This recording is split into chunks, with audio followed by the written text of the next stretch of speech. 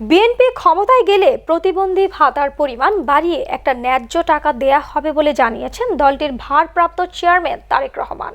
গেল 14 ডিসেম্বর শনিবার আগারগাঁওয়ের এলজিআরডি মিলনায়তনে শহীদ বুদ্ধিজীবী দিবস উপলক্ষে প্রতিবন্ধী নাগরিক শ্রেণীর সঙ্গে মত বিনিময় অনুষ্ঠানে ভার্চুয়ালি একথা জানান তিনি।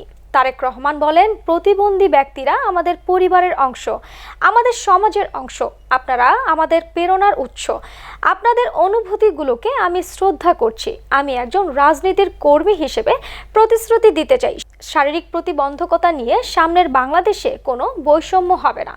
প্রতিবন্ধী ভাতার পরিমাণ বাড়িয়ে একটা ন্যায্য টাকা দিতে চাই। দেশের বড় বড় প্রতিষ্ঠানগুলো আপনাদের নিয়োগ করলে প্রতিষ্ঠানের ট্যাক্স সমন্বয়ের একটা চিন্তাও আমাদের আছে। স্বাস্থ্যসেবা পেতে হাসপাতালগুলোতে বিশেষ ইউনিট করা হবে। বিশেষ চাহিদা সম্পন্ন শিশুদের প্রশিক্ষণের মাধ্যমে দক্ষ করে তোলা হবে বলেও জানান তিনি। তিনি আরও বলেন, আপনারা একা নন, আপনাদের নিয়ে সমৃদ্ধ দেশ গড়তে চাই। আপনাদের প্রতিবন্ধকতা মানে আমাদের প্রতিবন্ধকতা।